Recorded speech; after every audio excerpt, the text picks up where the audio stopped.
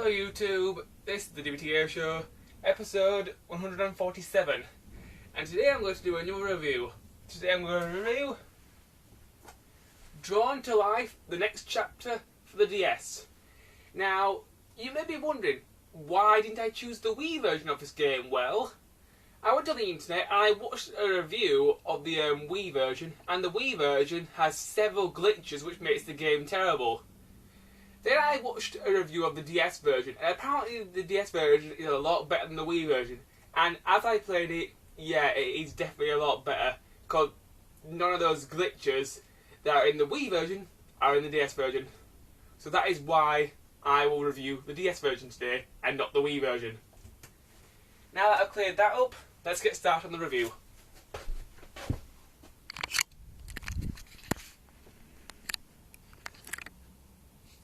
Okay, that's my camera setup. Let's fire up my DS.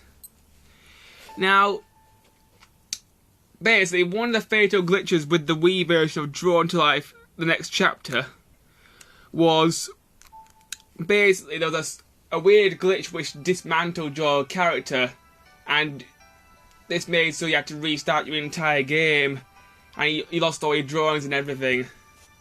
So that's why I chose the DS version. And also, I find it a lot easier to draw with the stylus pen than I do with the Wii remote. Anyway, let's talk about the DS version now. The story for this game is very, very good. The story takes place after the first Drawn to Life. The story basically goes, the mayor from the first game gets killed by an evil creature called Wildfire. And Wildfire was the main bad guy in the first game. And after he gets killed, his daughter inherits the entire village and becomes mayor. Now, since his daughter is very, very young, later in the game, she sort of cracks under the pressure of being mayor. And, well, gets very angry with herself and very upset, really. The story itself is very, very good. Towards the end of the game, if you actually watch the credits, there's some artwork. It sort of tells you a little bit of a hidden secret about the game and the game's designer, which is quite touching as well. So the story for the game is very good. It's also quite touching.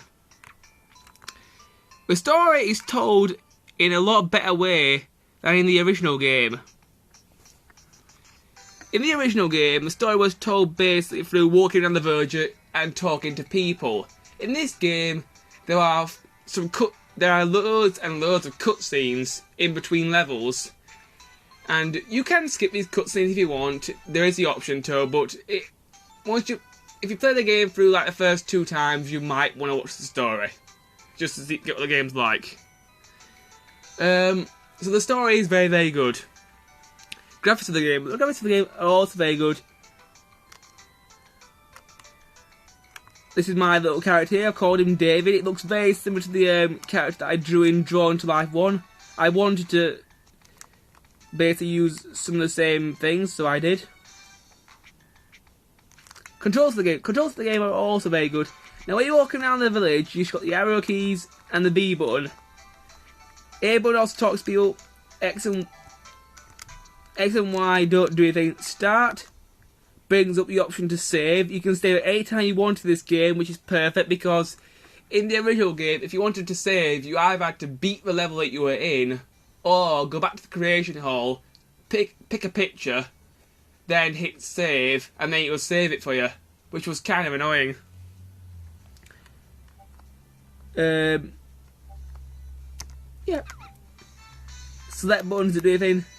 Now do L and R. But the controls for the actual levels are quite different. Let me just find a level and I'll show it one off to you. This is the second world of the game, so I'm just gonna. I have beaten the game, but I'm gonna show off a world from the second level, a level from the second world, because that's where I'm at the moment. Because I was collecting coins and stuff to buy more stuff in the shop. One good thing about this game, that's a major improvement from the first one. You have a double jump. as soon as you start the game. Which is nice, just press A twice. B is your attack. Y and X don't seem to do that much. Start brings up your pause menu where you can change your character's drawing. Or edit with drawings in your on your cartridge. You can return to the verge, that sort of thing. Select doesn't do anything.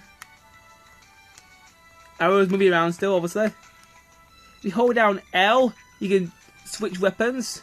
You've got your fist, your spike ball. My spike ball looks like Sonic the Hedgehog because it's sort of like a yo-yo. You can throw it at enemies. It's got a very short range, but it is pretty cool, I think. Then you got your gun. My gun, I drew it to look like the Magnum out of Resident Evil. Very cool. And another weapon you get is the sword. This is the... I sort of tweaked the design from Drawn to Life 1 and brought back the colour blade, which is what I call my sword. It's basically a sword with lots of colour added to it. Most of the weapons control really well. You can upgrade the weapons throughout the game. You can go to the shop here, you can buy upgrades for it. Example, faster shooting power for the gun, more powerful bullets for the gun, more sword combos, longer range for the yo-yo thing, that sort of thing. If you hold down the R button, you can bring up the forms list. There are 3 forms for the your character. You got Spider form, Blob form, and Hero form. I'm not going to talk about the forms yet because there's a lot to talk about them, so I'm going to save that for later in the review. So I'm going to show you the exits level and talk about some more stuff now. Good stuff about this game. I mean, the music for this game. The music for this game is also very good. The music is very jolly and very happy most of the time. There's even some actual singing in the game. There's 2 songs that involve singing. One's called Real Life, and one's called crap, I can't remember, but if I do remember, I'll mention it later on. The songs that are sung by actual people, they sound quite good, and they're very good songs that fit the game's story quite well. Gameplay of the game. The gameplay of the game is a platforming game with some drawing mechanics. I love the drawing mechanics because it allows you to basically draw whatever you want into the game, and they've really improved it from the original game. Because in the original game, you got basically a template to draw in or colour in, and that was pretty much it. In this game, they give you like a sheet of paper, and if it says draw a spaceship, you get to draw the spaceship yourself. You don't just colour it in, which I thought was awesome. Anyway, you two, I've run out of time, so I'll see you in the next part where I should talk about the drawing stuff. Bye.